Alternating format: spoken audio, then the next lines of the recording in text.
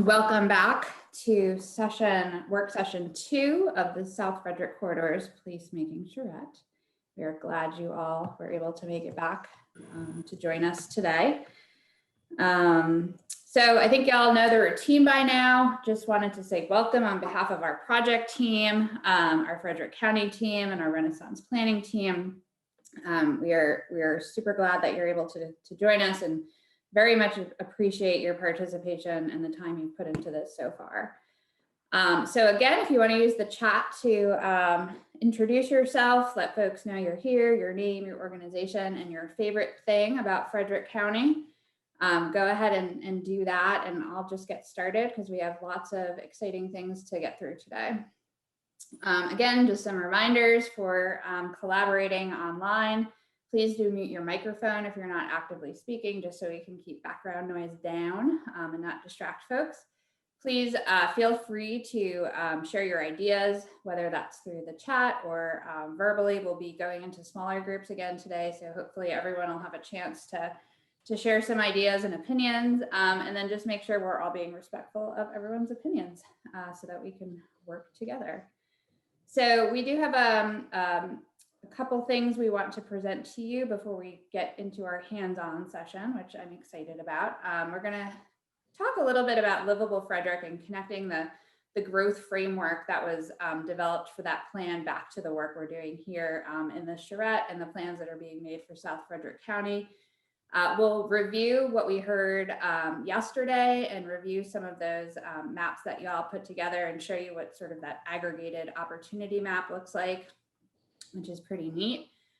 We'll do a quick presentation talking about what we're calling future place types. So this is the style and form of development that is possible in the South Frederick corridors, thinking about those opportunity areas that you identified yesterday and what future development in those places might look like.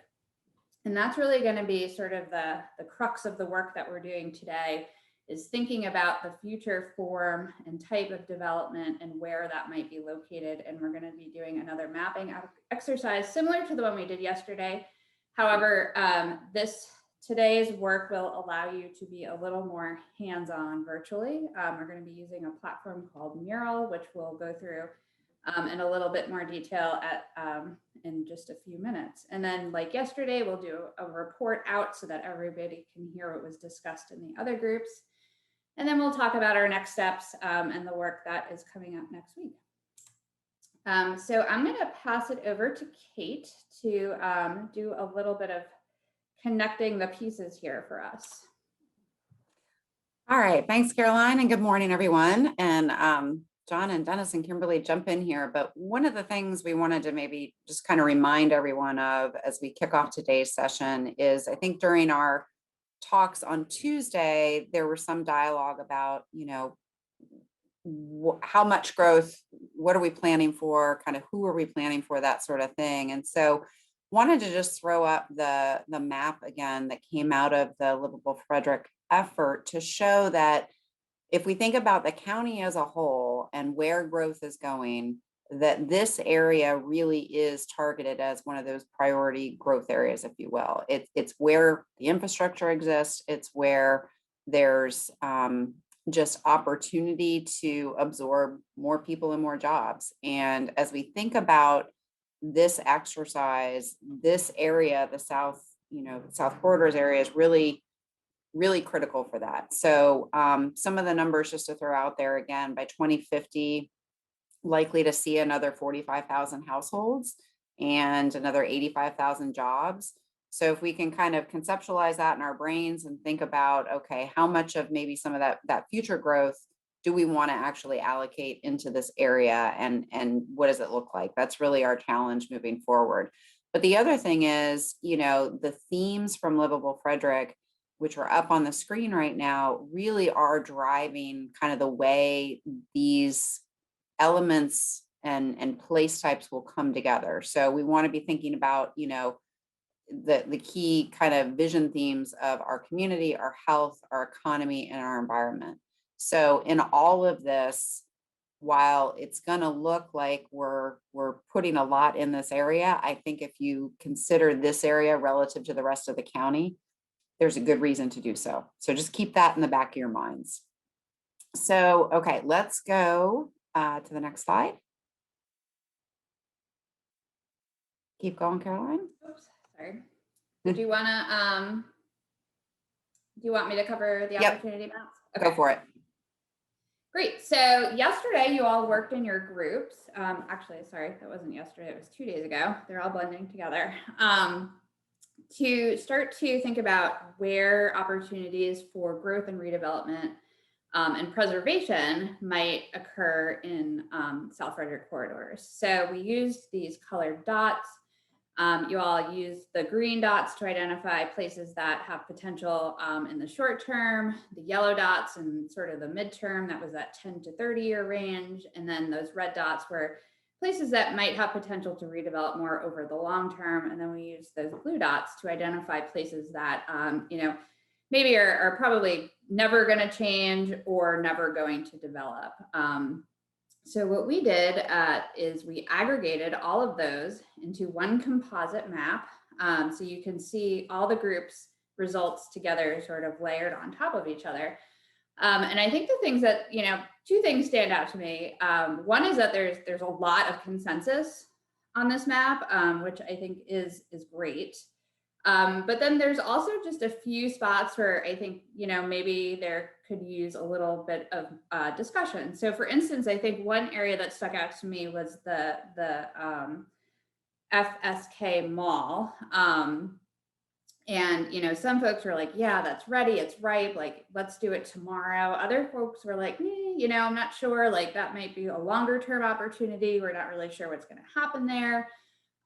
So, I think the sort of take home message there is that something probably will happen at that site, but there, maybe a little more discussion on what that might be, what that might look like, and when that might happen.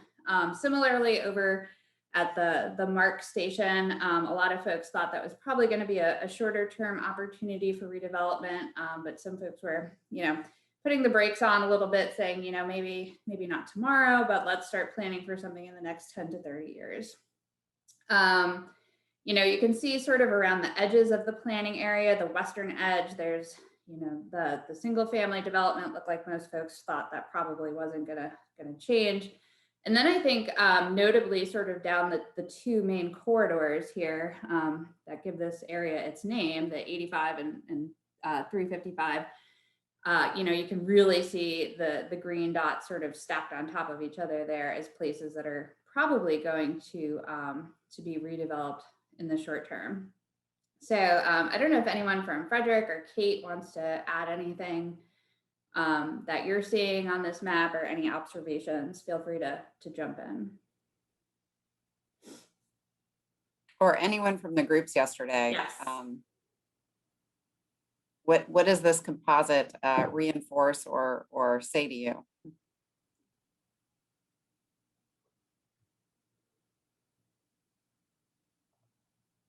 Silence. Okay. Well, I'll jump in. This is Carl Morris. I look at the plan and I think it makes a lot of sense. My only reservation would be around the FSK Mall. That area, I think, with a guy that's boots on the ground, understands the market, understands, what tenants are looking for. I think that product type has probably gone past its useful life, and therefore it needs to be more of an immediate look versus, a 10, 30-year look would be my observation. Yeah, I think the good news is, this is really just a kind of a prompting for, I think, the conversation that we're going to have for the rest of today's session, so that and I think I said this yesterday, the goal for today is going to be, no matter what color the dot, with the exception of the blues, we're going to have a future place type that's different than what's out there today. What we can do, though, is kind of back off of that, obviously, over time. And I think that's what this exercise was meant to do, which is to say, okay, let's say the mall is ready for a wholesale redevelopment. or that's the desire that it becomes a town center, where you've still got a fair amount of retail, but you're done a lot of infill with residential. That's one place type that you all could drop in that location. Now that may not occur for 30 years, or it may occur in the next 10. We don't know, but at least we want to put the intentionality of what is desired by all of you and by this group to kind of say, this makes sense here because X, Y, and Z. And the one thing has been, I think, thrown out there too, is that maybe this becomes more of that distribution center footprint, if you will, or the drive to the big box and pick up your stuff and go. The one thing I will say though is that location falls within kind of the walk shed of the MARC station. So that's the only thing I will throw those sorts of things out to folks as you're thinking about the future. How are these areas served by what forms of transportation, and how does the development get optimized because of that? So I think those are all good things to think about. So this is Eric, just to kind of build off those. My observations are, I think Carl kind of mentioned, really the market's going to dictate this. And I think all we can do is, we collectively as a community, is to provide the tools to be able to appropriately adapt to that market. But no matter what the use that comes in there, it's done in a form and function that we all can accept. And I think that's probably the biggest thing that I take out of this, because there is differing views, because we're all kind of looking at these things through different lenses, which is good. But the market's going to dictate it. And even something like the mall, I don't think that we should necessarily prescribe that it's going to be all or nothing, like it's like even like wholesale, because I've seen malls that have turned into town centers, but it's incremental because there are leases and things like that are difficult that they need to maintain. But it doesn't mean there can't be an incremental, redevelopment of even something like the mall. And a good example of that is there's one called Voorhees Town Center. I think it's in Pennsylvania, New Jersey, and they redeveloped over time. So some of the mall had to stay because of some leases and things like that. So that's my only observation. And then things to think about when we are doing placemaking is know that even on an individual lot, it's going to be incremental as much as it is going to be globally across the corridor. It was a good exercise yesterday, by the way. Thank you.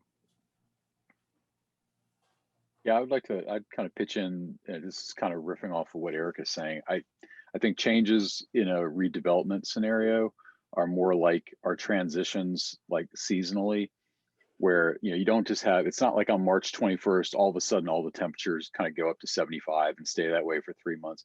You still have snow in April, you still have little mini heat waves in February. It's just, you get a lot of that push and pull. So I agree. The market definitely will tell us what is being asked for and what it can kind of sustain.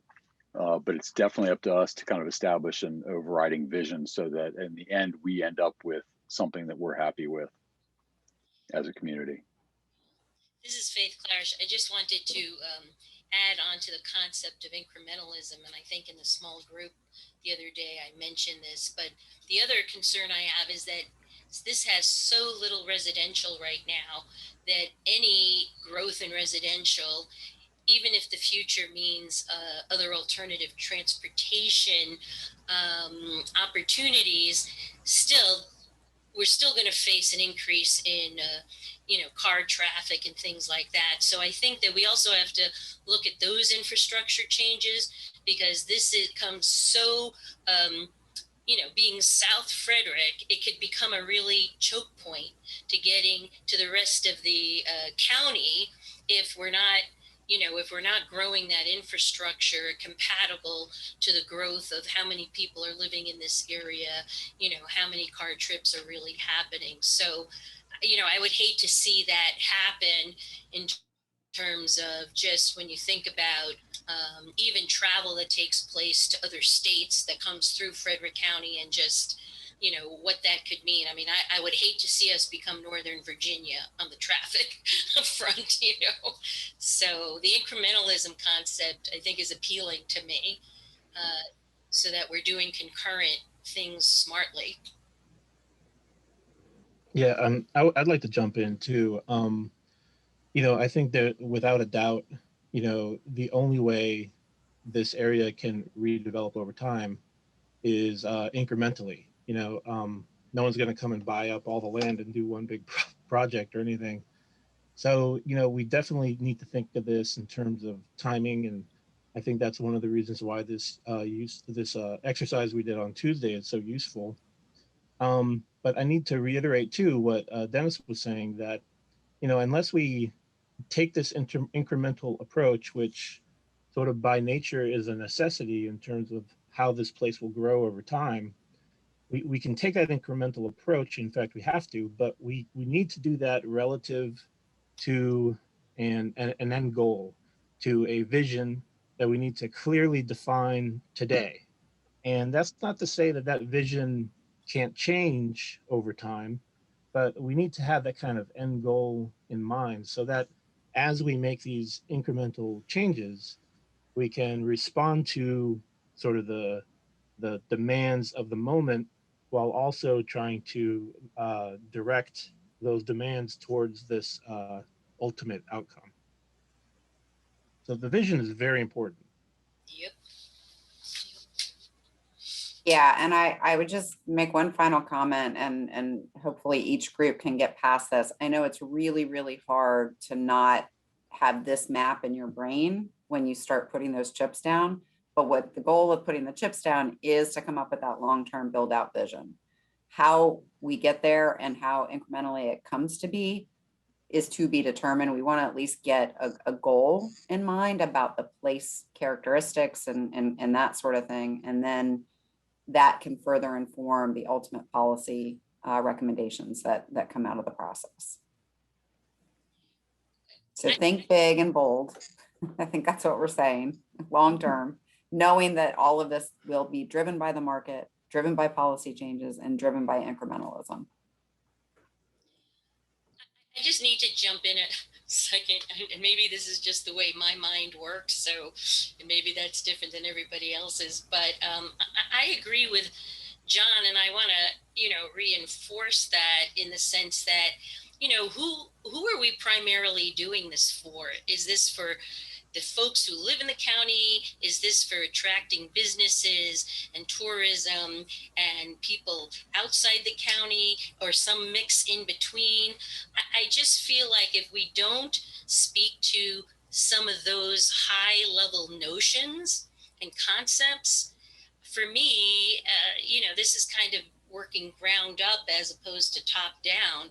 And, that's my personal struggle in this piece, because if I had a few of those top line concepts, right, principles, whatever you want to call them, that we had some consensus on, I think some of these discussions might flow a little easier, right, in terms of how much density we want, and some of these trends that we're talking and struggling with. That's my 2 cents on the vision. I think Faith, that's a great point. And I don't want us to get too bogged down in this at this point in time, but I think a lot of the why are we doing this, who are we doing this for, is expressed through the Livable Frederick master plan. Like a lot of the goals in that plan, the 4 themes, like Kate was talking about, our community. That talks about efficient use of infrastructure. It talks about affordable housing, the elderly community, serving the needs of the elderly, user-friendly urban design. Our health talks about sort of walkable neighborhoods, the advantages of a green and natural environment. Our economy talks about placemaking as economic development, and how we're trying to create these types of environments that support what people are looking for and what employers and workers are looking for.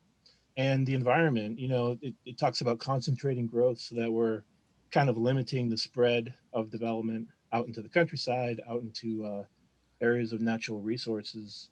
So, and this is really one strategy that really can help fulfill all of those goals expressed in the vision, is this idea of making a more kind of urban environment, which is supported by this notion of multimodal accessibility, where you have many ways of getting around, and you have compressed distance between origins and destinations. So like that central concept actually helps us fulfill a lot of the sort of ideas and bigger picture objectives that are expressed in the Livable Frederick Master Plan and the vision that that establishes.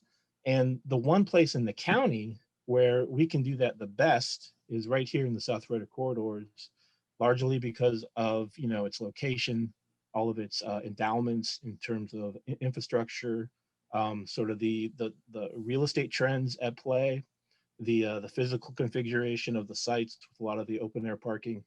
So kind of a lot of that, I guess, visionary or big picture purpose to what we're doing here is, I think, stems directly from the Livable Frederick Master Plan. I don't want to drag this out. I would totally agree with you, John, if we didn't have COVID and a pandemic that has, really changed some of these market trends and changed, I think, people's thinking. So I think it would have been good to kind of just refresh and say, do these principles still hold, or is there any modification given this radical change that we have lived through? Faith, can I just ask maybe one specific question? Because I think we did talk a little bit about this in the opening session. And if there were any just off the top of your head things that you feel are no longer a given as it relates to thinking about development patterns in particular, maybe just share some of those so that folks, as we're in our smaller groups, we can talk about that. Sure.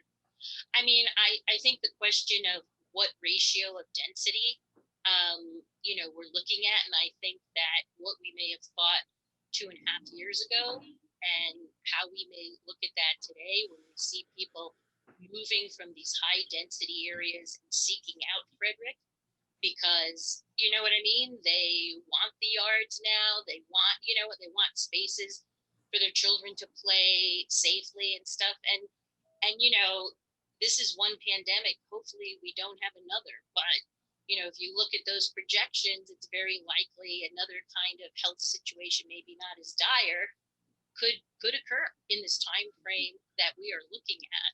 So to me, that's the question. I'm definitely for mixed use and walkable communities. My big question is, has our thinking changed on what that density, should look like?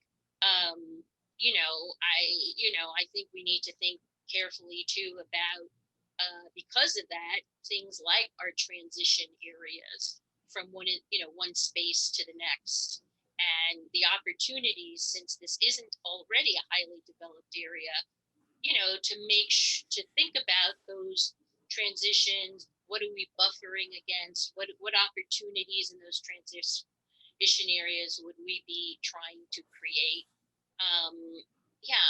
I do think that the pandemic has not affected everything, but certainly, affected some attributes, and should be, I think we would be remiss if we didn't put that into some of our thinking. All good comments. I'm going to suggest, just to keep us rolling, that everybody kind of within the groups, let's keep notes on that, keep notes on, okay, does this area, is there another place type, for instance, that we need to consider given those conditions, or those sorts of things, or maybe some additional themes to move forward with. But with that, I do think, just so we can get as much time in our small groups as possible, Caroline, you want to move us forward? Yes. So I think this is a good segue into those future place types. So Kate, I'll leave it with you. All right. So the whole idea here, and again, we've tried to create this virtual charrette, which just that language is hard, but to facilitate kind of thinking big about what that long-term vision ought to be, we've come up with a palette of place types, we're calling them. And the place types represent different kind of places, if you will, from in terms of their majority of uses, or their scale, their style, that sort of thing. The first is the major employment hub. And this is probably the most dense and intense place type of the entire palette. And that's where you are looking at a lot more jobs. You're looking at white collar jobs in office buildings, that sort of thing. Even though we know, we've just heard, the other last couple of days that is a building use that is in question. So do we still have a lot of these? Is this appropriate for this area? These are the questions we want to ask. An employment hub is a little less dense, and it's still, got a fair amount of jobs, but it's not quite as intense. It's got 30% of residential to it. Then we've got kind of what we're calling the high-tech campus, micro warehouse, that footprint where we're still looking at a not as high of buildings, much more of a campus style sort of place. And that primarily is a job center. So that's another place type. You can have some residential, but it's predominantly jobs driven. So those are the three, what I'm going to call employment rich place types. We go to the next slide. Then we've got kind of two versions of a town center, a lower density town center and a higher density town center. But town centers generally are a balance of jobs and housing. So you'll see it's kind of a 50-50 split, if you will. And then we've got two different types of multifamily neighborhoods. One that is a lower density, where really the highest, density you're getting to is the 8 to 20 dwelling units per acre, where you've got a lot of townhouses, small lot, single family residential. But in the multifamily neighborhood, higher density, that's where you're going to go more vertical. So, the purpose again is not to get hung up on the details in these, but rather the intentionality of where does it make sense if we're going to see some additional infill of residential, for instance. Where does that make sense in this plan? What level of density feels right, is appropriate given all of the existing character and context, the access to the different transportation networks, those sorts of things. So if you go to the next slide. So the other thing just to kind of make you aware of is, and we'll talk about this in the breakout groups, but the place types have been sized to represent the walk shed. So the actual place types are scaled so that when you put them on this map, you can actually, you're trying to locate centers, future centers, and then think about the walk access to those centers given that scale. So for instance, let's pick on the mall again. Let's say that wants to be that town center. So, what's it walkable to? How much additional stuff kind of happens, and what is that walk shed? How far away can you get from that center to other uses? Similarly with the MARC station, obviously we want to really be intentional about the walk access to the MARC station. So that's the scale we're working with. And that's meant to kind of help everybody really think about, as this place transforms, walkability is one of those cornerstone principles that we want to make sure is incorporated. So this scale helps you to think that way. I think with that, Caroline, do you want to actually speak more to the exercise? Yeah, so I'm actually going to stay on this slide for visual purposes. So like we did on Tuesday, we're going to break out into smaller groups. We'll have 4 groups. We've kind of shifted and shaken the groups up a little bit. So you'll probably be in a different group with different folks and a different facilitator, just so everyone gets some different opinions and ideas about what's happening in the planning area. Once we get into those groups, the facilitator is going to put a link in the chat box. You can click on that link and it's going to bring you into a web page that looks a lot like what you're seeing on the screen right now. The facilitator will do just a quick sort of orientation to show you how to zoom in and out of the workspace and how to move these chips around. As Kate mentioned, they're scaled. So when you place them on the map, the full circle is about a mile across, just so you know. And what we want to try and do is locate the centers where you think that center of development is going to be. So we are going to go into the breakout groups. like we did the other day, we'll ask that somebody please do volunteer to kind of be the note taker or scribe. And then either the same person or somebody else can volunteer to provide that report out when we join back up in a larger group again. We'll have about an hour to do this, which is good. That's a lot of time. So, we'll do discussions. Some places I think we'll have more consensus than less. And then once we've located those place types, we'll also be able to locate potential places where, maybe we want some public spaces or places that are preservation areas for conservation. And we can also mark up the maps in a few other ways that we'll go through once you all are in your breakout groups. So we ask for your patience. This is something that's new to us in the virtual environment, but I think it's going to be really fun. Another option is if you're not feeling like you want to be hands-on in that map, that's totally fine. Your facilitator is going to share their screen, similar to like what we did the other day, and you can provide us with feedback and we can mark that on the map for you. So, whatever you're most comfortable with, please go ahead and do that. So I'm going to ask Amanda to please start the breakout groups for us.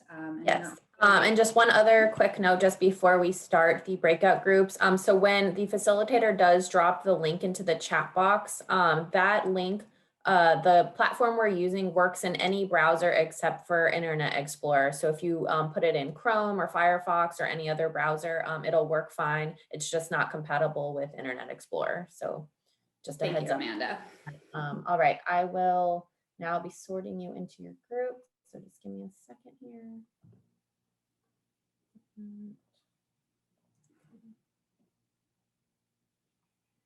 Okay.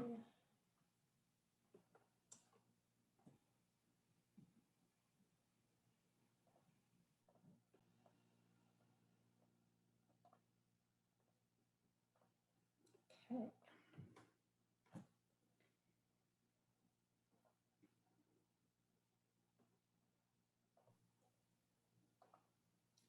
All right. Hey, everybody. How's it going?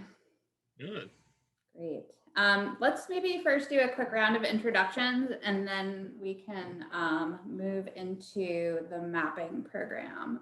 So I'll start. I'm Caroline Dwyer with Renaissance Planning. Kimberly?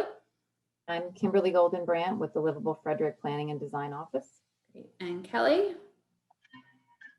Kelly Russell, I'm an alderman in the city of Frederick. Great. Brian Morris? Yeah, Brian Morris with the Matten Companies. And Carl Morris? Carl Morris with the Madden Companies. Great. And Joe Atkins? Sure, Joe with the City of Frederick Planning Department. Great. And is it Noel or Noel? It's Noel with Noel. the Mazda Stockbridge. Okay, thanks for joining. And Faith? Yes, Faith Clarish, Vice Chair of the County Sustainability Commission. Okay, and last but not least, we have Mark Diocampo. Yes, good morning. Mark Diocampo with the City of Frederick. All right, glad to have you all here. So we have about an hour. You'll see that in the chat box. I've dropped in a link. Feel free to click on that link and you should be brought into a web page that has a map on it, or you might need to zoom in and out to see the map. You can do that using your mouse, or you'll also see in the lower right-hand corner of the screen, there's a little map, and you can use the plus and minus buttons to move in and out of that. Or if you'd prefer, I'm gonna go ahead and share my screen, so you can actually just watch on there if you'd prefer to do that. So, and also please let me know if you're having any trouble getting into the map and if you want to be there.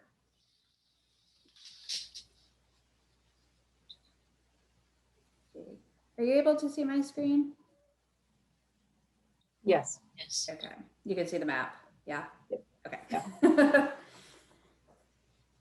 All right, was everybody able to get over who wanted to?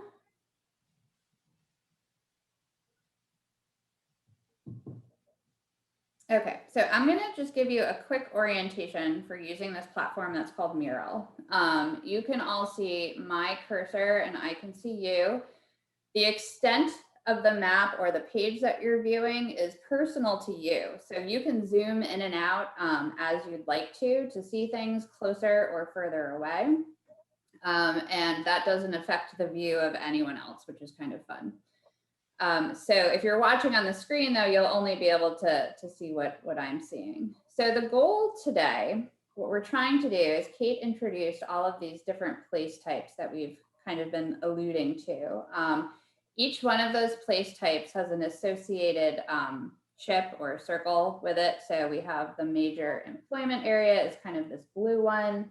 The employment hub is a green one. We have the 2 town centers. So remember there's the higher and lower density town center. And then we have the multi-family neighborhood and the high-tech campus. So on the right of the map, if you're able to zoom in and out, you can see that we have a selection of these chips that you can move around. If you click on it and drag, you can place it on the map or pull it off of the map. So really what we kind of want to do here is have some conversations about where these place types might be likely to develop. If these don't seem like the right place types, we can also have conversations about what's missing. So I don't know if anyone has strong thoughts about where they want to start. You know, yeah, the major employment hub is a good one. There's probably less of those on the map than there would be of multifamily neighborhoods, for instance. So we can have a discussion, we can start placing things, and then once we've come to some consensus, we can lock those chips onto the map virtually so that they don't get moved around. So are you all able to, are you finding yourselves comfortable moving in and out of the map and moving things around? I don't see the link in the chat. You don't? Okay, let me try it again. Okay, do you see it now? Yep. Great. Okay. So Mira will assign you all a random musical instrument instead of a name. So maybe let's start just by having a quick conversation about, does anyone have an opinion as to which place type you want to start with, or something that maybe seems like sort of an obvious place to start putting things down. We can always move them as we're discussing. Caroline, I think for me, it probably makes sense because when we looked at the overall maps, the consensus with all the different groups was the south, kind of that South River, North River area.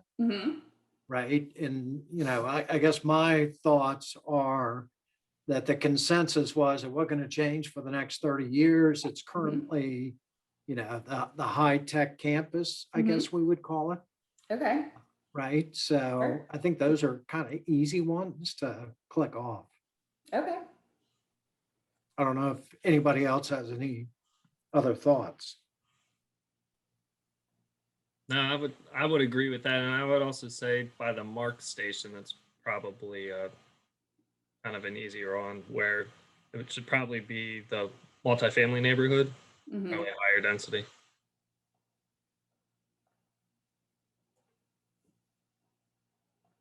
So this one over here.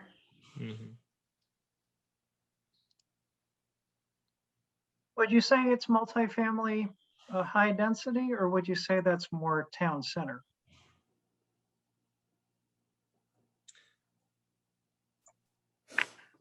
I was thinking Town more center high density. yeah, I was thinking more multifamily, and then the town center would be the mall to have a. So you're ramping up from the Yeah. station over to the mall. Yeah, Okay. my thought process. Yeah, I think that makes sense. Yeah, that makes sense. I guess, I think we all want to support transit-oriented development and these kinds of things, but right now, we have 3 trains in the morning and 3 trains in the evening, and we don't know how much that's going to change. So is this really a mass transit center that can be treated as, something down the road that has metro and trains and everything else going on. It's a very limited service, and we don't really foresee much change in that in the future unless CSX or gazillions of dollars drop out of the sky. No, Or the Kelly, I think, monorail. yeah, I think that makes a very, you make a very good point. It's almost like we need an option A, option B. Option A is if that transit stop changes, right? More stops, light rail, whatever. And then option B would be if it just stays consistent. I agree. So I guess is this, whether with regards to time scale, because I mean, a plan like this could go for, 30, even 50 years. And, I know there's a lot of discussion, not just about, expanding MARC train, but then also the various regional bus connections, whether to Washington, DC or to Baltimore. I know there was also at one time there was some discussion about connecting up the bus rapid transit out of Montgomery County, coming out of Clarksburg up to this stop, as well as in the Livable Frederick plan. There were a lot of indications in there about really creating a more robust kind of local regional transit system. Bus rapid transit or the like throughout the county.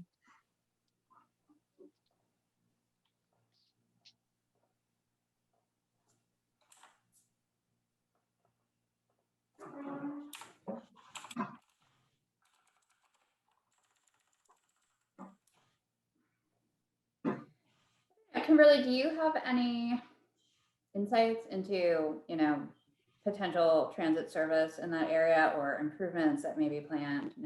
No, it's certainly something that's talked about a lot, but as Kelly mentioned, I mean, there's nothing firm. There's nothing that we can sort of count on at this point. Mm-hmm. Okay, so I see a green employment hub just got placed. What's the inspiration behind that?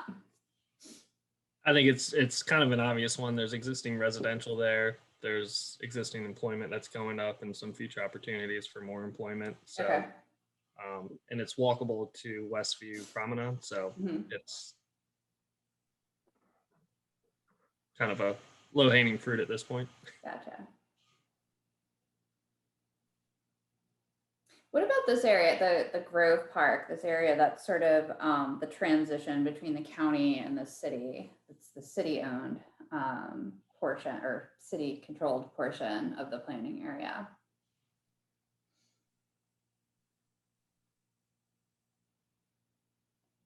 Gala, do you want to speak to that based on the chatter that went back and forth?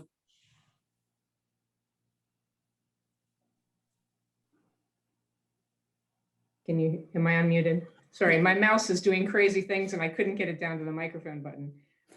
Yeah, that's all within the city limits and would fall within the city's planning purview. Although Dennis said something about some kind of agreement that's been signed to look at that area jointly, and I am unaware of that, so I can't speak to that at all. But that is all city planning area. Mm-hmm. But even beyond that, I think it's on the Maryland Historical Trust. But I don't know if it's just the building or is it the land? The school, okay. It is in it's within the historic district downtown, I believe. I won't swear to that because I need to look at the map, but the structures themselves are very modern. They tore down, the historic building years ago. And so I'm not sure about that. It has a rich history of being in Frederick, and we're not anticipating them going anywhere. I think Kelly, just for clarification, the mayor and the county executive did go ahead and sign an agreement. In fact, I actually just got the agreement back today. And really what we're looking at is to go and have the South Frederick Corridor Plan really make that part of their planning efforts. Anything that, so that there is linkage and cohesion between what goes on the city side versus what goes on the county side. But anything that occurs on the city side would really be for recommendation and not necessarily, it's advisement, if you will, so that when our city planning department does get around to that area, we could go and see what came out of it, so that there is kind of that cohesion and connection between South Frederick and the rest of Frederick, particularly how it links back up to downtown Frederick. And I would just add that anything in the plan that we recommend, I mean, we would be coordinating that with Joe. And we've already had some early conversations about how that can work. And we're planning to meet with Joe and any other members of the city planning staff that he wants to include after the charrette has concluded. Yeah, and I think it's vital that it's be included in the plan. Getting back to Maryland School for the Deaf, I think the lower half of the Maryland School for the Deaf, where the new building and they're right next to Nolan's, I think that's outside the district. But you're dealing with Harry Grove Stadium and Maryland School for the Deaf. So I think, unfortunately, we don't have a highway user type thing to put on there because, I mean, right at the intersection of Monocacy Boulevard and 70, I guess it would be an employment hub of anything. But yeah, I'm sort of perplexed by this one with the choices. Okay, is there a choice that you feel like is missing? Let's talk about that, because we can definitely add things if we need to. Joe, I was thinking because of the proximity to downtown Frederick, in the future, it would be more of a town center, lower density, right? Yeah, I would agree that, you really kind of have two magnets here. You've got downtown Frederick, which is the high point, and then you've got potentially that town center plus where you've got over the mall, and then kind of things ramping high down to low and then back up to high again, but it being a nice flow between the two major anchors, if you will. So I could see almost like going from that, you could almost say that downtown is another one of those town center pluses. And as you go through this location, you could then kind of intersperse with, multifamily, higher density, and then ramping back up to that town center high again. So, the area around the triangle, like where 355 and 85 meet, that could go from the TC plus down to the TC. Maybe the area around the where the Walmart is could be that multifamily that kind of feeds adjacent to it, and then also and then maybe another multifamily on the other side, where if the Costco or the Nolan's or even Maryland School for the Deaf, those redeveloped over the next 20 to 50 years. And then that would then ultimately ramp up to what's effectively a TC plus, which is downtown, but it wouldn't necessarily be on the map because that's not going to change, of course. But you've got this kind of you're going high down to this middle area and then back up to the high again. I guess I'm just gonna jump in and just say, to me, that's an interesting transition area that I think should complement downtown and not compete with it, right? I mean, I think it should continue to make it easy for people to approach, the city of Frederick through that, corridor. I would be sensitive to just how much density I would add there, again, as a complement to downtown. I still would want downtown Frederick to be the jewel, right? So I really, I don't know, to me, something that at best I can use now is complement, but to me, a thoughtful kind of even design approach, again, that, lets you're entering into a historic district, right? And a business center. And I just think that's so unique. And you have the college there and everything. I just think we should be thoughtful about that area. I think we have two things going on. I think we have the Brickworks over on the East Street side, and then we have the South Market Street side. I think they're two different areas because I think there's limitations with the South Market Street side with the cemetery Mhm. and with Maryland School for the Deaf. And then on the East Street side, and I realize they're not far apart, but on the East Street side, you know, you have the Brickworks, which is wide open, and you have a little more larger plots or larger lots that are available for redevelopment. So I almost see the Brickworks as being, I don't want to say a town center because it's really not, but something along that line. And then I see the area along South Market almost being commercial and I mean, commercial is not the right word, but yeah, I think there are two different corridors there that need attention.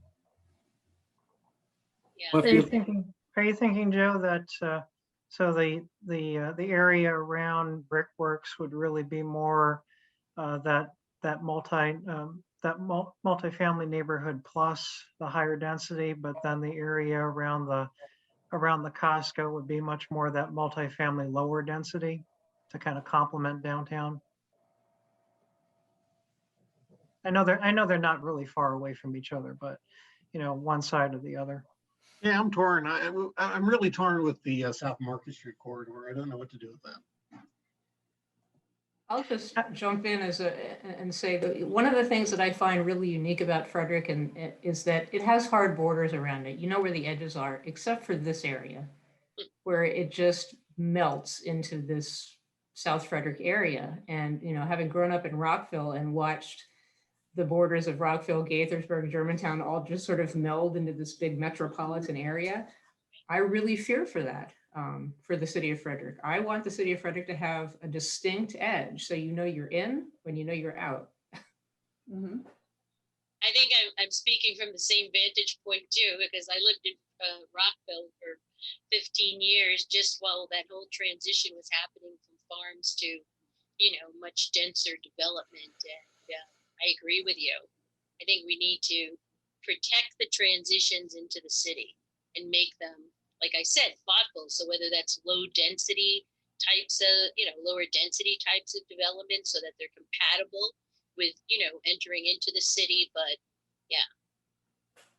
And it is, So- I mean, it's a major gateway. We talk about having our gateways having, you know, sort of identities. Yeah. And it is, but when you think of coming into Frederick, for most people, it's coming in South Market Street. Mhm. Right. Well, I could see then maybe that instead of that being marked as MN plus, that maybe that really should be more MN, lower density on the South Market side. But then on the Brickwork side, because there's so much potential for development over there, that maybe that's more the MN plus. Exactly. There you go. I've got a little bit different spin on that. If you look at the TC plus and the MN plus, as far as residential density, employment density, they're pretty close. The difference is the job and the housing balance. Mhm. So the TC plus is 45% jobs, 55% housing balance. And then when I look at the Brickwork site, the advantage the Brickwork site has is that it's right on top of the interchange, right? That tells me that it would be more commercial oriented than it would be residential oriented. So I would almost put the TC plus on the Brickwork site closer to the interchange. And as you come into town, I would put the MN plus, which is a 30-70 split, meaning more residential towards downtown versus the interchange. Does that make sense? I mean, yeah, I hear what you're saying. Does the city have any height restrictions or the county on building? Yes. Yep. And what is that? Can you share that with us? Quickly? What is it, Kelly? 60? Well, it It's- depends on the zoning district. Yeah, right. And within the downtown historic district, there's a height restriction, but with each zoning district, it varies. So it's kind of hard to just plug a number in. But typically, there's nothing higher than 75 feet unless you go into the industrial parks. Gotcha. So would we want to be sensitive to height restriction in this area as a way to transition into the city? I just think so. Yeah. That's how I, Well, and that kind of goes back to the idea of trying to maintain that hard edge coming into town. So maybe that TC plus is really, really close to the highway. But then, and I know it's really small, but maybe you have to go back down to an MN as right as you're going into downtown, just north of that TC plus. You might have to duplicate that. Yeah. One on South Market and one on East Street. There you go. So The one thing. Mhm, Yeah, go just, ahead. if you look at the definition of the MN, it talks about 8 to 20 dwelling units per acre, which is accomplished through townhouse, duplex, small lot, single family. Where if you look at the MN plus, it's low rise, multifamily over commercial / townhouse. Which, if you think about that area of Frederick coming into town, you've really got low rise townhouse, right? With living units above and commercial below. And if you think of downtown Frederick, I mean, the core of downtown Frederick, the density is about 16 units to the acre, just to give you a point of reference. Yeah. Okay. And then the other thing to keep in mind too is that the idea of the circular nature of the chips is that very middle, that quarter-mile center is going to be your densest, most concentrated development, and it's intended to sort of transition as you move away from that center too.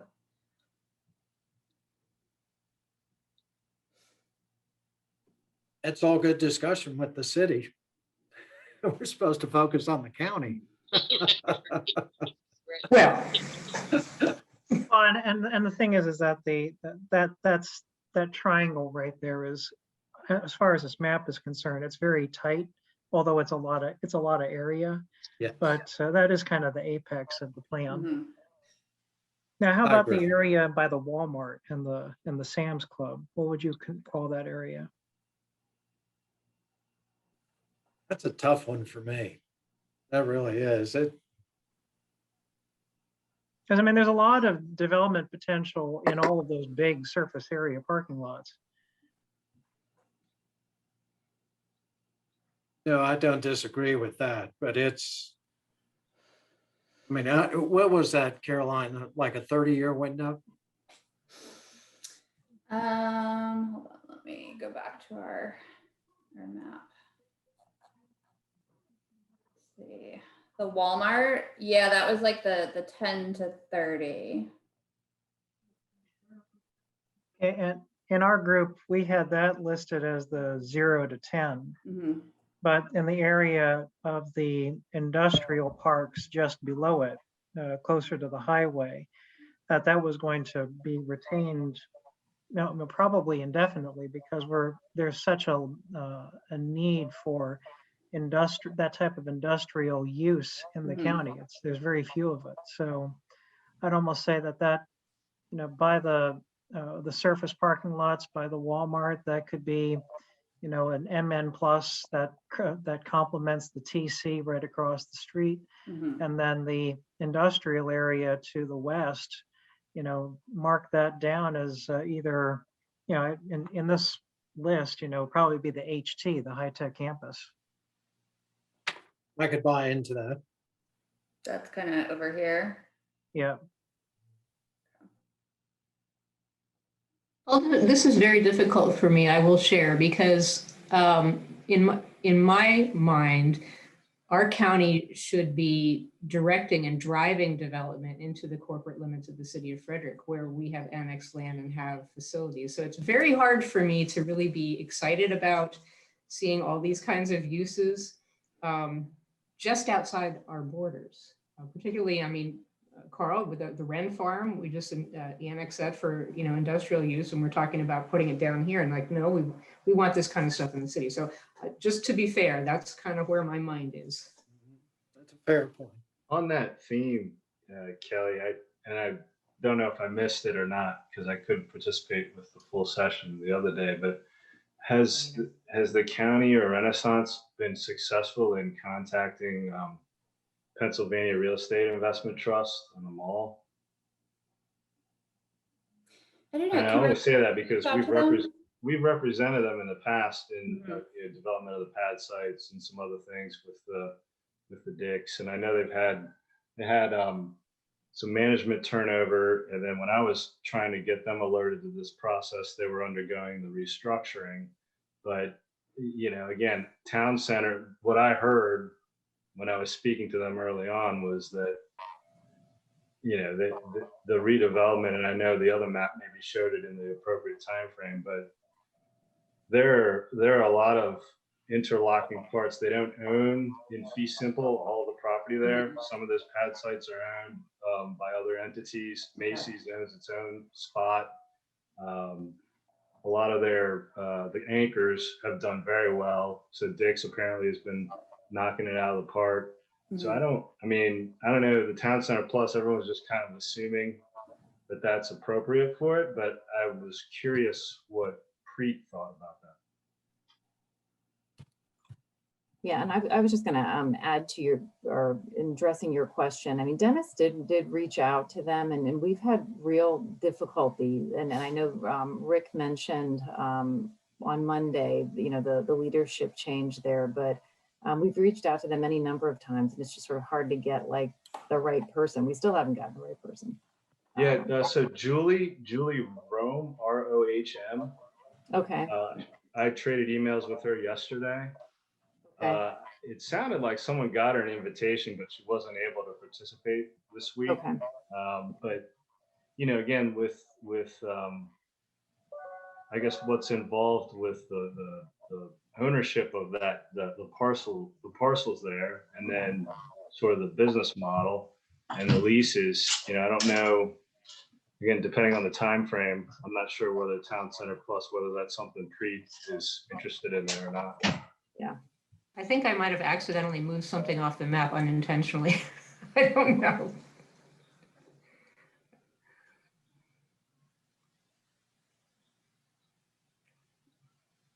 So to Kelly's point, Silver Spring, Gaithersburg, that sort of thing. I could easily see this becoming like the drive into Bethesda, basically. But maybe some of those hard edges that people were referencing relative to the box stores and the enclosed malls. I mean, then you do have sort of this dividing of space, if you will. Well, and I don't know if, I don't think Caroline, I don't recall her mentioning it when we started the exercise, but there are dots here for parks and open space and for natural and conservation areas. And I wasn't sure, some of you were in groups yesterday where there was discussion about, if we're really going to densify in this area, it's going to be important to have green space, to have park space. We've got the Monocacy River within the planning area. So do we want to add some dots for natural and conservation areas along the river? So I think we should probably talk about that too during our time together.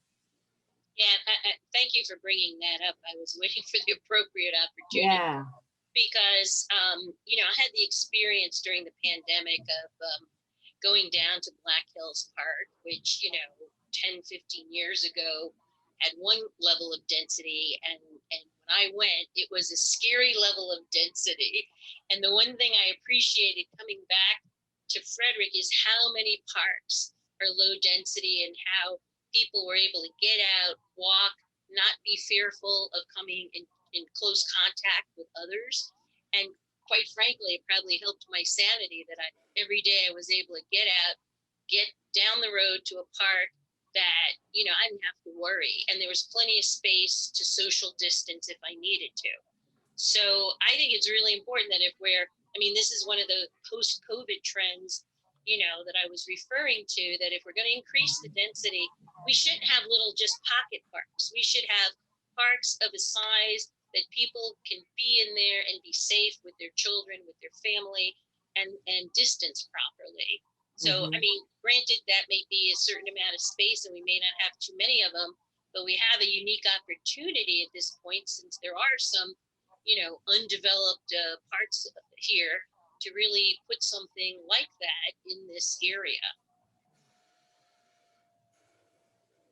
Well, Kim, I mean, I think, Carl, you have the definitions in front of you, these circles relative to park, public space, natural conservation area.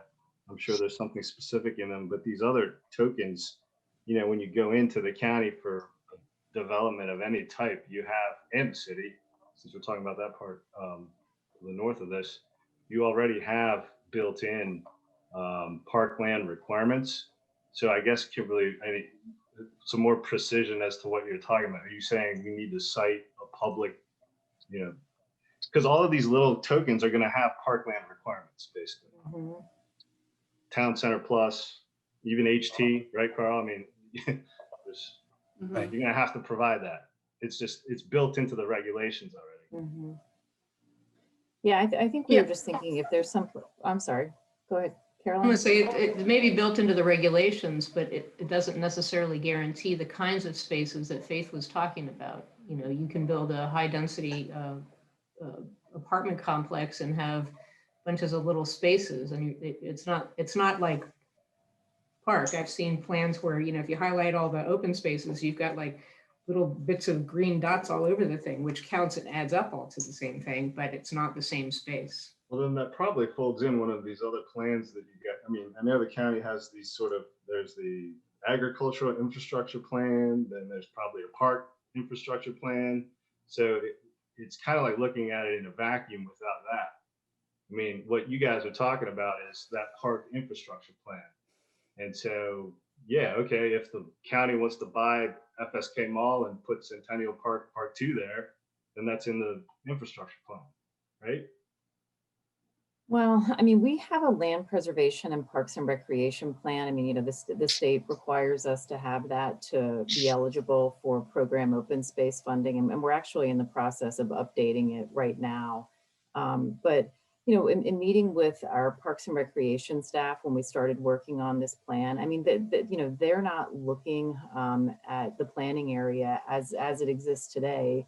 And thinking, gosh, we need a new, you know, county park over there, because there's just not, I mean, we've got Ballinger Creek Park to the west, and that serves the residential communities in that area. And, you know, their perspective in looking at this as well, like, you know, there's not a lot of residential development in the planning area. We've got Ballinger Creek Park close by that serves those residences to the west. So like, we're good. And, you know, and as the planning department, I mean, we're looking at, if we're going to really radically change land use in this planning area, then I think we need to think about parks and really take a more proactive approach. I guess I would just push back then a little bit, because what happens is you have these sort of interlocking parts, and the clients, our clients, have to abide by all of them. And sometimes they don't always, you know, match up. So a perfect example is if you have to come in and say something's consistent with the comprehensive plan, and you have, you know, I'm pretty sure I saw on the work list that came out after Livable Frederick, you know, ag infrastructure plan, maybe that was related to parks, and then all these corridors. So then if you're not matching up your parks or ag infrastructure plan with your corridor plans, what is it that I'm telling the planning commission I'm consistent with at that point? One. Two, it's just policy too. I mean, it's like the discussions with the recordation tax. Okay, we want to fund agricultural preservation. Don't get me started. We want to fund this. You got to pick and choose here, right? And right. So, back, I don't know. Back in the lane, Noel. Back in the lane. Right. Well, I'm I'm directing traffic here now. Keep going, Lowell. This is Keep why it's going. good I'm here at the beginning of the sausage making instead of having to stand in front of the judge on the back end, right? I mean, you know, it's like, come on. So Kimberly, I was just going to say too. To speak to, I mean, you've mentioned all a couple times now, so I just wanted to address it, that the ag infrastructure plan, you're right. I mean, the Livable Frederick Master Plan identified a number of plans that we would like to do in the future. And one is ag infrastructure, one is green infrastructure. I mean, we're not currently working on either of those. I mean, we'd like to, but it's just a matter of, you know, we only have so many staff people, and right now the priorities are this plan, the Sugarloaf plan, and then, as I mentioned, the LPPRP, which we have to do to remain eligible for the POS funding. And the LPPRP is on a 5 to 6 year schedule for being updated. So, I mean, that's not a 10-year plan. It's not a 20-year plan. I mean, this is what we're looking for to be that 20-year plan, 30-year plan for this area, not the LPPRP. I mean, our Parks and Recreation folks have plenty in the works to keep them busy for the next 5 to 6 years. And then we'll be doing another LPPRP. So Kimberly, when John and Dennis had the introduction and they were talking about the, I think it was the Arundel branch that goes through the area by the Best Buy and then past the mansion that's over there, and then kind of goes underneath 270 and weaves into the southern part of the plan. That you know, that could be areas of, you know, great parkland space, great green space that could be achieved as part of the redevelopment to these more higher density and town center redevelopments of those sites. So yes, you don't have parkland serving residents today, but you're talking about, you know, large green space, large parkland amenities for the future residents, the future high density residents of tomorrow, depending upon the time that, you know, they go into redevelopment in the review. Well, right, and no, I don't know, I can't remember if we talked to you sort of early on in the process about this, but yeah, that is a conversation that we've been having with the county's sustainability staff. I know a lot of you are aware that they do a lot of stormwater retrofit projects throughout the county. So looking at sort of the stormwater infrastructure in the planning area, particularly where it's entirely about quantity. I mean, it predates the current water quality requirements. So is there a way to go in and have rather than every developer having to do sort of quantity management on their site, is there a way to do something sort of larger involving multiple property owners that could be a community amenity, something, you know, we're in the very early stages of thinking about and talking about, but I mean, I think that might be good. I mean, it could be something that works for us and works for the developers as well. Carl, I don't know if you have any thoughts on that. And yeah, we've got a number of large parks that are owned by one entity that then, you know, manages the quantity and quality of that particular development. It's you know, we've sold off lots within the park itself to other owners, but it's been a collective effort to deal with the stormwater collectively, you know. So to go, you know, into this area and get a number of property owners to agree on the quality and quantity type might be a little bit difficult, just because everybody has their, you know, candidly, their own agenda. Right. So, and Mark, to your point about, you know, we've got this natural area that could be nice parkland, but you're putting all the burden on one person. So it's difficult for me to buy into that concept.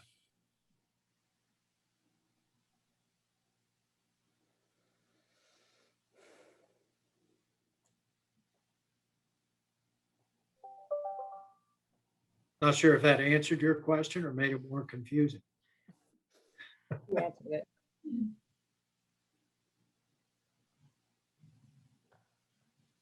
I know typically when you're asking for these large public amenities, that the trade-off there is granting higher density. So, okay, you have the higher density that will then ultimately go and provide for these amenities. No, and I don't disagree with that, Mark. And I think a lot of times when that happens, you're talking about a pretty large tract of land, right? That the developer, is going in knowing, okay, a percentage of this is going to be parkland, a percentage of this is going to deal with stormwater. When you look at this South Corridor plan, because of what development has occurred, these are individual lots with individual owners, right? So that's why I say we have to be a little bit careful about, this isn't a 220 acre tract of land. It is, but it's cut up into little pieces with different owners. So you got to be a little careful about burdening one small owner in a large piece of, part of a large piece of ground. That's my only point. I think, Kelly had mentioned the Wren Farm. We're developing the Wren Farm. It was 220 acres. That's easy. We can dedicate parkland. We can, provide for storm for the entire 220 acres because we own it. We dictate it. If that 220 acres was cut up into 20 different parcels, you've been around, try to get 20 different developers I to know. agree. Well, and also too, that's why in our group, last time we met, that center part of the triangle, we actually placed that in the mid to longer term for redevelopment because that area is made up of so many little pieces versus just west of the triangle where you've got the Walmart and the Best Buy. At least they're larger bays and at least there are fewer. I mean, it's still challenging, but there's still fewer ownerships to go and deal with over there. Yeah, so I just want to kind of throw in another concept here, which I realize the county probably doesn't have too many metrics on or rules and regulations. But as you develop this area, you're going to have a greater differential in like a heat island effect. And quite frankly, I've done this. I've driven around the county and taken temperatures when you go from Urbana through this area and then you go into the more agricultural areas. We can get a differential on a summer day of 3 to 4 degrees, okay, just within this county of heat. So as we develop this area, we are creating this kind of heat differential that then leads to certain health effects. We're going to have increased pollution because of more car traffic. So again, there are lots of reasons why setting aside a certain amount of green space, right, as a counter to these other effects, I think becomes, it becomes important. And again, what does Frederick want to be known for? I think we would want to be known for, a healthy kind of development, to live in these mixed use walkable communities, but to also feel that you're not dealing with a major air pollution problem. You're not dealing with, increased asthma effects and things like that because of, the heat island effect, increased, pollution and noise pollution, all these things. So I think that there are some other factors, right, that we may not put into the equation right now that moving into the future may be something we want to think about. So, Kimberly, I think this was mentioned before in the briefing book, but, and I've my own personal experience working on the Bethesda plan. Bethesda is, this is a very, very close analogy to it. Yes, you created these higher densities, but in the development of the plan, that we struck the whole entire thing as an eco district. And so each of the buildings that were to be developed out of the plan had to meet a higher standard of sustainability and energy efficiency. All the streetscape had to go and have a higher level of tree canopy to go and counteract heat island effect. stormwater management had to be integrated into the street. So if we're going to allow for this type of development here in Frederick County, I think part of this plan should go and have, and maybe this can be put on as a note, to go and strike this whole thing in with eco district requirements. Yep. And this is another concept, again, Kimberly, and because it's a smaller group, there's got to be some just sort of rationality. I mean, on the one hand, I can totally understand the planning documents calling for those things, but then on the other, the county is basically suing, people that are trying to put in solar, it's solar energy, solar fields, commercial solar, and it's clean energy, no traffic, no noise, no school kids, and yet we got to go to freaking Court of Special Appeals to try and get it done. So again, I get it with providing these sort of conscientious choices in the planning documents, but when those are not in concert or incongruous with the actual regulations that apply, it just doesn't work. Okay, we have a climate emergency in Frederick County declared by the county council, and yet one of the cleanest forms of energy, we're not letting it happen. I mean, how does that make any sense? It just doesn't make any sense. So Noel, I'm curious, what's your notion of this? I think, after the small area plan is created, I would assume then, and again, Kim, correct me if I'm wrong, that this would then drive a change in the regulations. In order for this plan to be implemented, you would be changing the regulations for this particular area to match the policies that were envisioned. Right. That's exactly right. So I don't know if that answers that question, Noel.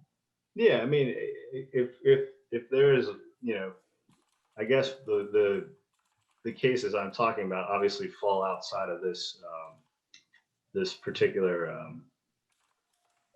corridor. So maybe I should reserve my comments for the agricultural infrastructure plan. Well, no, I mean, I understand what you're saying. And I mean, just as an aside, my previous life before coming here, working in advocacy, it's tremendously controversial, as you all know. I mean, there are many environmental groups that support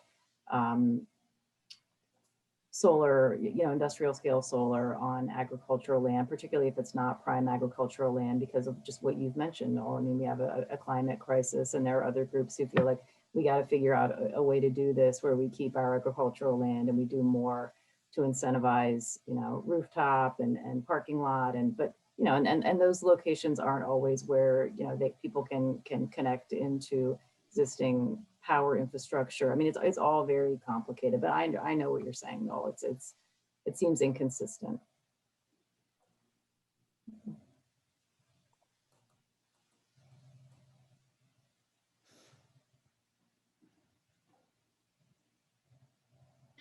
That park and public space, those green dots that you've got,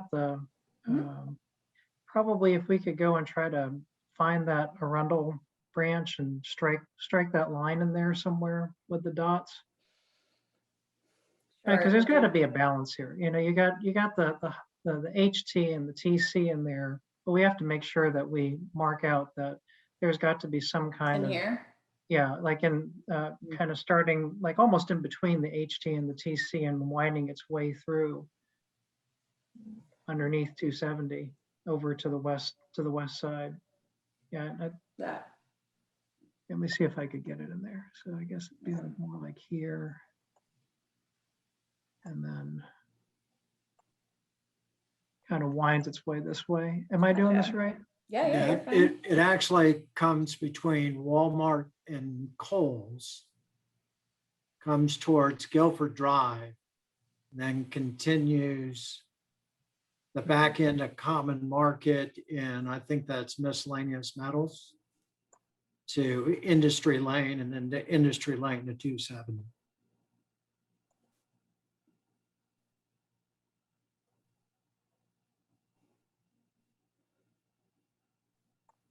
group. I'm sorry, I'm gonna have to bug out. I gotta pick up a child at school, so I will see you at the next meeting. Thank you. Thank you for joining Hi, us. Joe. Yeah. Thanks, Joe. See you, Joe.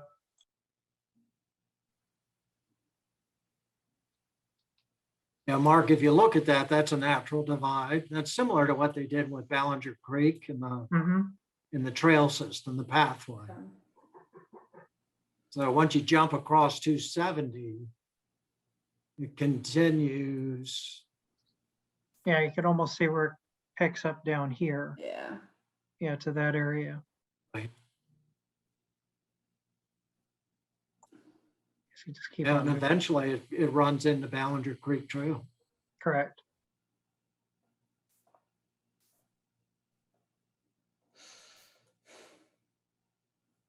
And this is, you said Arundel branch. Is this a trail or is it like a creek? It's like a creek. Okay.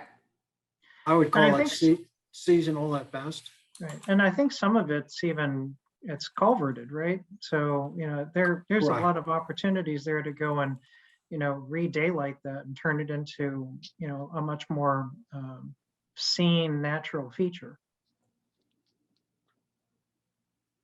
But it's nice to hear the city is going to contribute to the economics of that.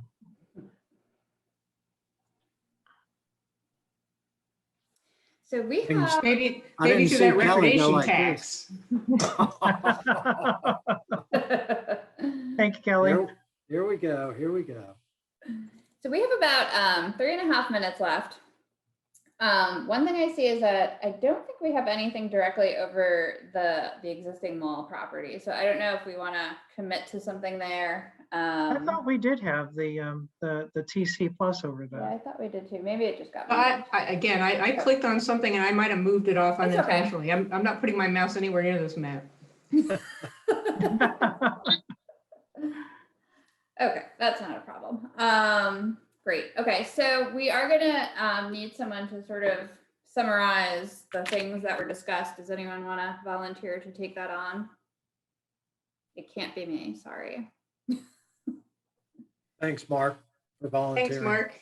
And So Mark, am I doing this? Okay, fair enough. Wow. I'll Last one try. to speak, I think. I'll try. We're here to support you. Yes, it can be a team effort. It doesn't need to, call on folks as you need to. So I guess, is there anything else that we want to make sure we get marked on the map or discuss before we get shot back into the larger group abruptly? Just So I like just one have a little question. edit. Oh, sorry. I'm sorry, I had just one little edit. Arundel, no E on the end. Thank you. And that, I don't know if that's the one that got moved off the map, but there's, one of those, the TC seems to be off the map. I don't know if that was intentional or. This one But here. that TC is representative of downtown. It is, yeah. Okay, that's fine. All right, just wanted to make sure. And I Thank think that's you. kind of important to note, even though it's off the map, that you've got some huge pull on that end, so. Yeah, no, I'm in agreement. I just wanted to clarify. Thanks. Just as a question, at the top end of that line of green dots that you've got going on here, and then we have downtown up here, is there any way to connect? Because it's Kind of connected into our connects to park Ballinger system. at the south. I don't know. I mean, what do we? Yeah, no, I think that's, maybe there's a way to bridge over the highway or go underneath it, but we could, connect it up to our park system over there.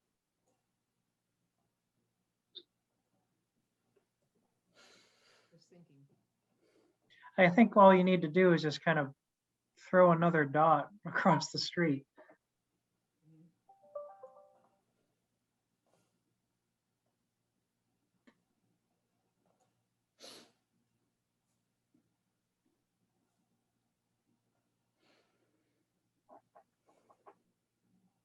yeah, I think it's almost kind of like how the city has connected the trails from downtown to underneath the 15. So you almost kind of have like a loop trail here that can go from downtown, come down, where we have it connects to Ballinger Creek and then kind of loops back around across 270 if there's ever a flyover there at the Shockey. At And least I mean, it it would really make sense because we know that because of the deed restriction on Lodes Park, that's not going to go anywhere. Right. It's just not. So, I mean, I mean, the only part of the area over there that might develop would be where the Trinity School is. But other than that, Lodes Park is here to stay. Mhm.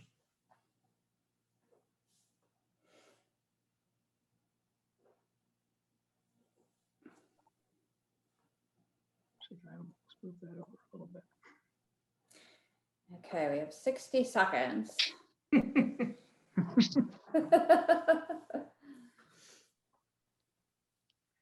Well, I think this was a really great conversation. I definitely appreciate all the insights. Kelly, appreciate your perspective, thinking from how this can complement what's happening in the city. The good news is that I think there's enough for everyone to go around, and I think the key will just be, figuring out how to be complementary and not, so that both are sort of feeding each other in a productive way. But I do like this, I think things are sort of concentrated up here towards the northern part, which makes sense because that is sort of where the transition to downtown happens. And then, down in the southern portion where you have some more of these natural.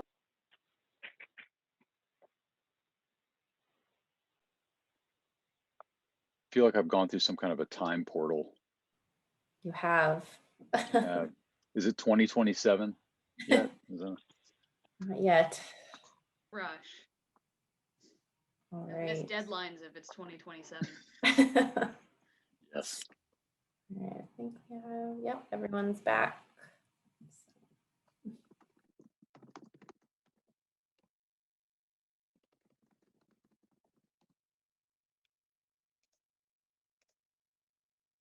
Caroline, you're on mute if you're talking. Thank you. Sorry, just blabbering away to myself here. Thank you all. I think that was a really productive exercise. Like we did on Tuesday, we'll do a report out from each of the groups. So hopefully y'all have designated someone or somebody has been volunteered to take that position. So I think last week we started with group 1. So this week, maybe we'll start with group 4.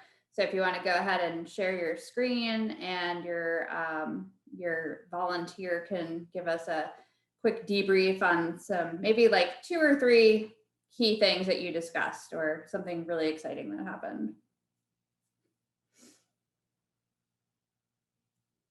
All right.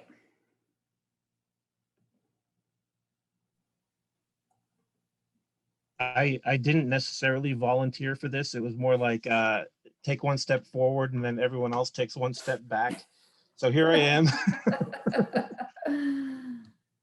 So let's begin. I took some notes and like I said earlier, if I mischaracterize anything, please jump in, guys, and correct me. So we started off and talked about sort of this area around the mall, around the Clarion Hotel, how it's really important as a gateway, and sort of beautification of the area was a significant factor here. There was an expression of placing sort of this town center symbol here, and in the context of not necessarily altering the inherent structure of the area to a great degree, but really thinking of infilling and stacking residential on top of what's over there. There was a lot of agreement about the need for an overpass extending Shockley Drive over to kind of New Technology Way to connect up to the MARC station.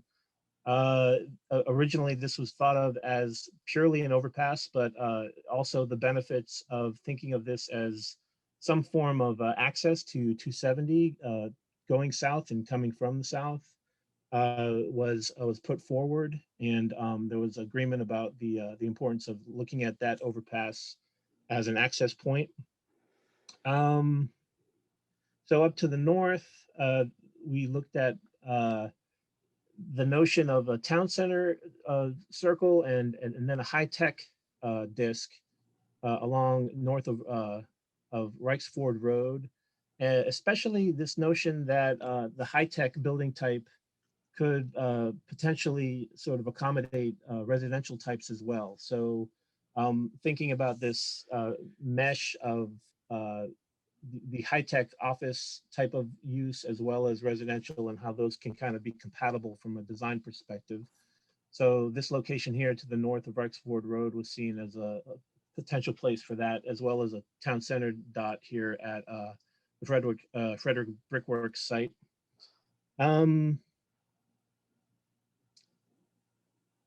Looking at residential densities, this is something that was talked about yesterday or Tuesday as well, is this notion of transitioning or introducing more residential uses as well as office into the office area along Crestwood Boulevard. One issue about high tech at Rexford Road was the vibrations that might come from blasting at the quarry. So that kind of issue would have to be considered.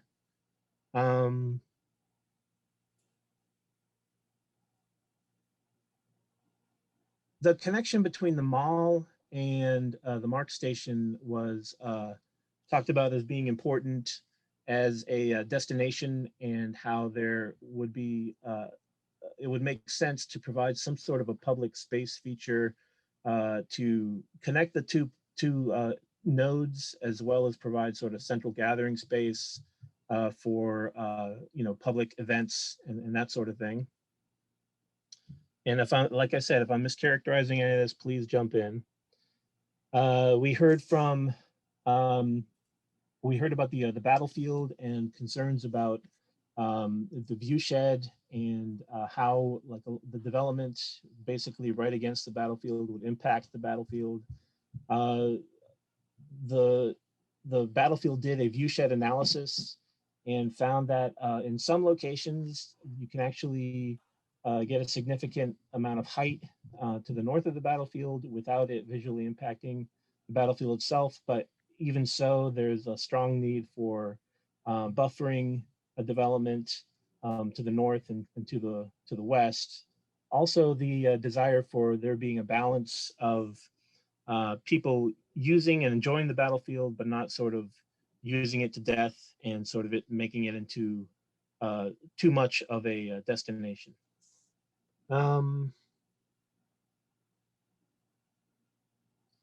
The topography of the area was brought up in terms of accessibility, and the notion of topography and access were the alignment between those two issues was discussed. And we looked at a topographic map of the area and found that, in general, in Frederick County, this is sort of a more level type of environment. Frederick County is characterized by a lot of, steep slopes and rolling hills, and that in general, this area is, doesn't have a lot of difference in terms of topography. I think that about covers it. Oh, we talked about some other infrastructure, important infrastructure elements. The notion that if we're adding a lot of this intensive development, we need to make sure that we have enough infrastructure to support all of that development. And there were a few connections that were considered. One is this parallel road to 355 here along the quarry. And another is an extension of Industry Lane through to Spectrum, intersecting with 355. And then in sort of the long term, in the spirit of, really sort of like thinking about possibilities, the idea that Grove Road could be extended through to Crestwood, either through a pedestrian or bike trail, or even in the long-term future as a road. Awesome, that's great. So guys, I'm gonna jump in if there's anything else. Not at all. All right, then let's move to group 3. So Hunter and Dennis, I think that was you all. It sure is. Hold on one second. Let me get my mural up. Our mural. Alrighty. Dennis, I just saw your note, but I think that it would be great if you could give it a whirl and present or nominate someone from our team. Okay, anybody else on our team want to jump in? Otherwise, I have no problem talking. I think we're still looking at John's screen too. Oh, sorry, guys. I can talk about John's stuff. There we That's go. no problem. John's ideas are quite, yeah. Okay. So, Those are my ideas. Wait, I'm like just the in back. bicycle symbol. Yes. right. You guys So, got fancy. So our conversation was a little more focused on some of the structures and the networks and the webs that kind of connect things together. We did talk about some specific areas of interest starting in the north. To see the huge kind of high-tech campus symbol sitting up there, and we talked about, and this is the Grove Park area, kind of at the base of East Street, adjacent to the 355 corridor as it kind of goes into the city. And we talked about this as a wonderful way to extend the East Street work into this area while kind of rising up to meet that on the county side. I think that was kind of the crux of the conversation up there. And we didn't see it just as employment, but that there potentially was some potential for residential as well to take full advantage of the proximity to, well, not the proximity to, but the fact that it's in the city of Frederick. Moving further south, we had some discussion around the Guilford area. So this is the kind of the northwestern corner of the study area, where you have our Walmarts and our Best Buys and some of our other big boxes, and it's kind of centered on the old farmstead. And we talked about this area as an employment hub as well as a town center, understanding that kind of a way of seeing these things through a transect doesn't mean that we're looking at a monolithic type of development, even with these place type characterizations, that within each of these place types, you have kind of a range of uses, a range of forms, a range of experiences. And we would use that to, we would advocate for using that to its best advantage in that section to serve, to put buildings and uses which are best situated adjoining the highways, up against the highways, and allowing those interior spaces to thrive in perhaps a more neighborhood-based approach to kind of urban design. You also see kind of frequent park symbols dotted throughout our map of the area. We had some conversations about potentially linking those parks together into a small system or a network. Also thinking along the line of allowing some of the more natural world to kind of come through this fabric, which could initially take the form of allowing some of our streams, which have been, and streamlets, which have been covered up over the 20th century, allowing them to emerge, daylighting them, and allowing them to be features. There was a lot of agreement, and this is probably one of our main pushes out of our group, was this idea of a town center, basically a line of town center type of development spanning the areas from the Monocacy Mark Station all the way to the mall, and even down along the 85 corridor a bit. So we're looking at more of these east-west connections in this overall study area. And this is something that's not well accommodated in the kind of the mobility network right now. We don't have transit that necessarily does this for us. We don't have roadways, bike paths, sidewalks. None of this really favors that east-west movement. And I think this is something that we saw as particularly important along this area in linking our main transit point. You'll see plenty of bike symbols dotted throughout. We were kind of bemoaning the fact that we didn't have a corridor tool that we could draw a big thick line and kind of show where these things need to go. But you can probably get the point looking at the way they've been distributed on our maps. I would say another thing that we talked about was kind of developing infrastructure in line with the development, so that if we're introducing residential uses into the area, we really need to seriously think about a high school and maybe even an elementary school, someplace in or around the study area, and the best way to go about doing that. And it was noted that the county is in a position potentially to start acquiring a school site, such that we are not left with kind of a leftover piece of land that perhaps is made available due to a development project. And I think this is an important step for the county in moving forward and promoting good places. And on the very southern end of our study area, you'll see a lot of the high-tech symbols placed in those areas. And we had a little bit of a discussion about the fact that we didn't have anything necessarily representing kind of a small-scale industrial making of things, distributing of things, developing things. And so that while the high-tech name kind of reflects, I think, the type of environments we want, we have to acknowledge that we make a lot of stuff in the county, and we're going to continue to make things and develop things, whether they are made of organic biomaterial or made of metals and plastics. We're still going to have that need, and perhaps there's an area someplace here where we could take advantage of the proximity to the city and to the transportation corridors to do that. Am I missing anything, group folk? Other than Jamie's stag headwear in the photograph. I love that. Honestly, I did not put that there, so it makes it even better. It's almost Someone went comical. rogue. Perhaps we're describing that area of our county needs to remain primarily a natural facility. There you go. You got it.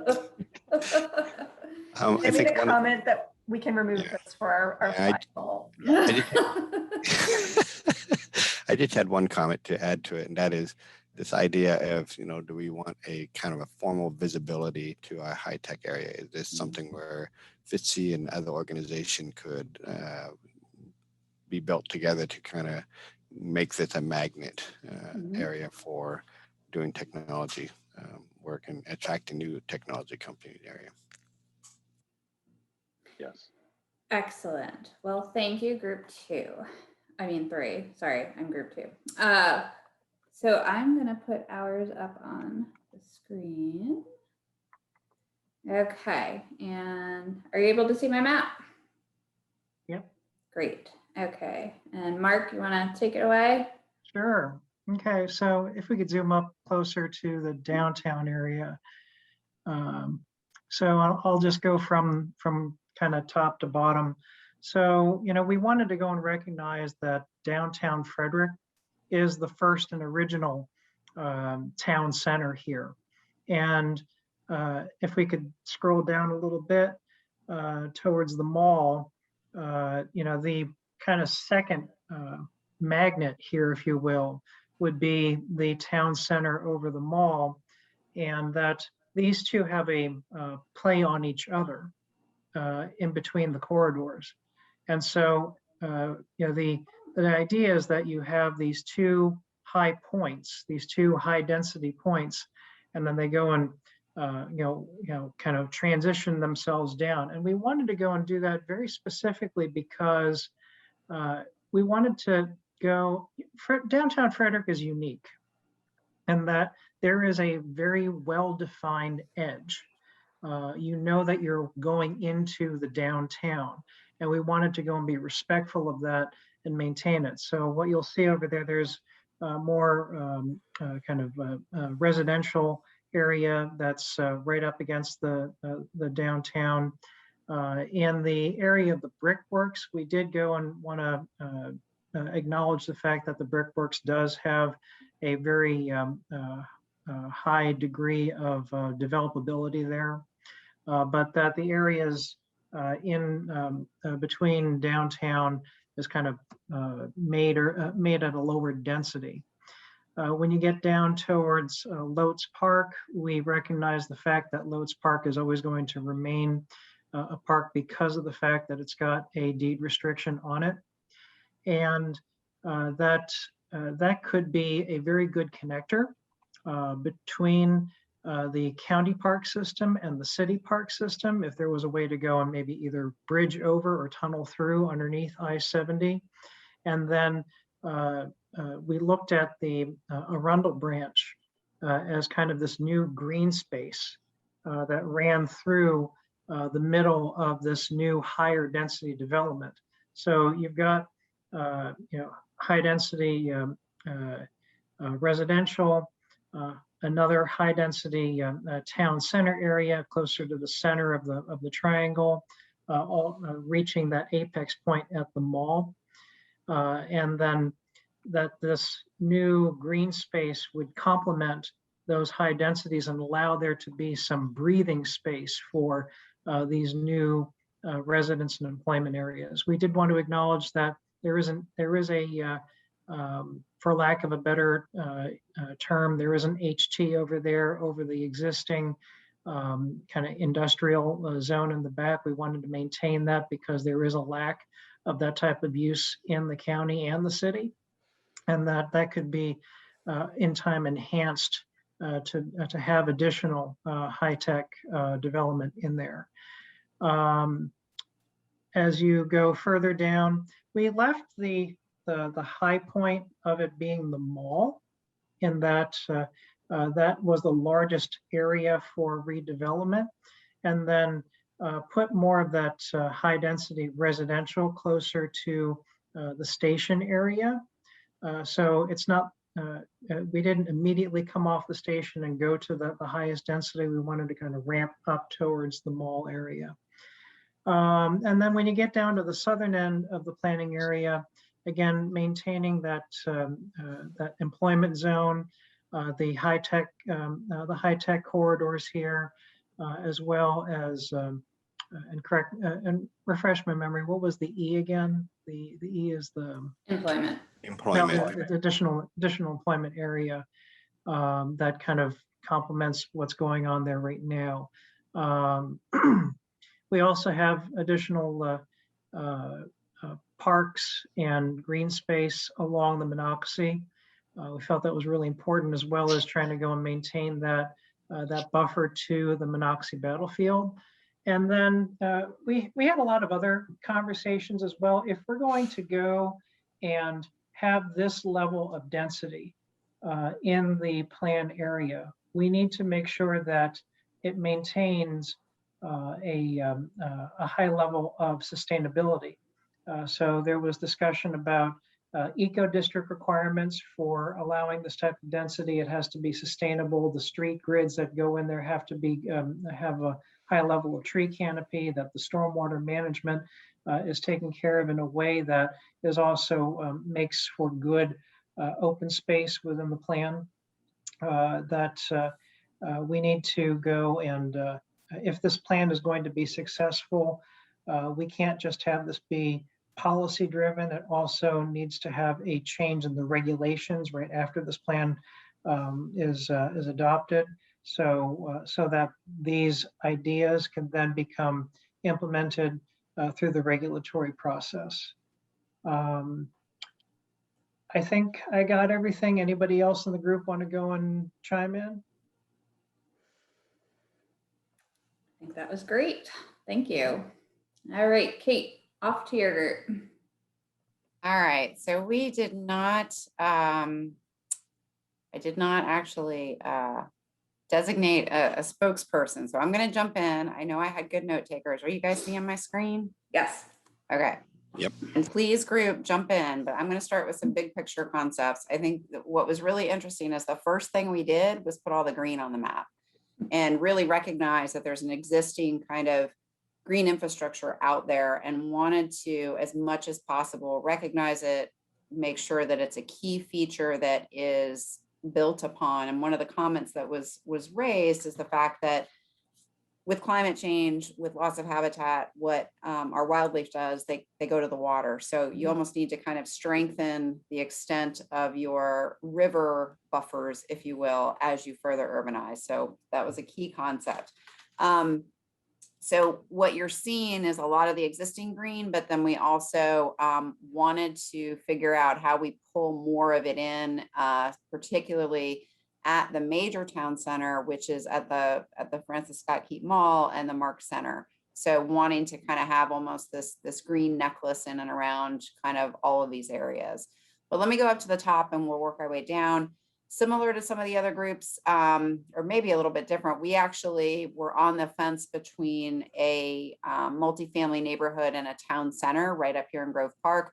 The one idea is that we just do this extension of downtown in terms of the pattern of development.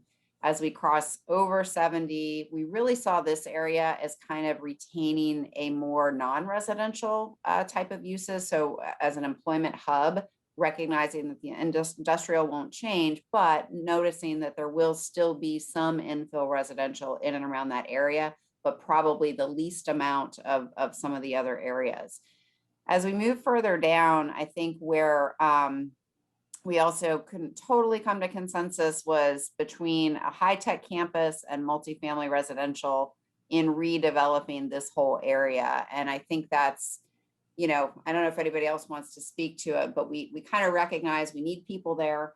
But we also, you know that we want to retain some of that job center in that area. So that's kind of a mixed bag. As I mentioned, town center at the Mark Station, a comment about making sure it's intergenerational so that it works for people ages 8 to 80. And that this is the highest density residential we want in the area to be adjacent to the Mark Station. As we move further south, I think we had even kind of more just what ifs. For instance, this area we've designated as high tech, but we also kind of have this need for distribution centers in this area. So we were a little back and forth on kind of where that gets accommodated. As we move to the furthest southern part of the study area, one of the big ideas is the need for a hard edge, really to protect that rural hamlet just to the south and the character just outside of this area. So there was one idea that we don't develop anything more down here, make it all green, but I think we recognize that may be difficult. So if we're going to do it, maybe it is a lower density residential area. So even the multifamily neighborhood might be too dense, but we don't want to have overpriced homes down here, but we want to be mindful of how that transition between this edge and the rural hamlet to the south happens. The only other thing about residential in this area is the fact that you still got an active quarry use. So that's something we've got to think about. And I think that's it. I'm trying to do it quickly here, but my group, did I forget anything? Any other key points you want to make? We brought up one point right at the beginning, was talking about modifying somewhere or another the regulations, and one of the other groups also brought that up about having mixed use, but not having it tied necessarily to individual properties, but the area. Mm-hmm. It's difficult Right. a lot of times to do mixed use on certain size small parcels. And Exactly. So that's that we're something- not forcing too much of a mix on, say, a tiny little parcel, but doing it more at a district scale. Right, and the other thing that I brought up again, which was brought up the last time by me, was the need for warehousing and distribution. If you see to the left of the screen, that area there, expanding this area of the plan out to cover those properties that are immediately adjacent to it. We actually own 400 acres there. The quarry owns the parcel that's right below where it says high tech employment center, the yellow block. Off to the left, just to the left where you're right there. Quarry owns that parcel. We own the 400 acres right adjacent to that. And we're having tremendous amount of inquiry as to whether or not we can do anything there with warehousing or data centers and stuff like that. So it's something that, just want to put out for the group. And I didn't want to, do it without fully disclosing that we own that property. Great. Anything else from my group? Okay, back to you, Carolyn. Excellent. Okay. Let me. Okay, so the only thing we have left to discuss is our next steps. So everybody gets a chance to catch their breath. We will reconvene next Thursday. What we will do in the meantime is create a composite of all of these maps like we did with the opportunity maps and present that to you the next time that we meet. And then we're really going to start digging into, thinking about some of the things that folks touched on today. I think, thinking about the policies and the players and the connections and things like that.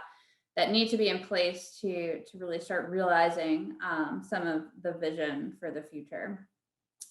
So we'll get more into that next week. I don't want to keep anyone longer than we need to. It's 2:01, so I can release you now. But thank you all again for your time. This was really exciting, and thanks for participating in our interactive exercise. This was a bit of a trial, and I think you all did very well, and I'm excited that we were able to do this a little bit more interactively despite being in all separate places. So thank you. We'll see you next week. Have a Hey, great thank you. weekend. Take care. Thank you, everybody. Bye.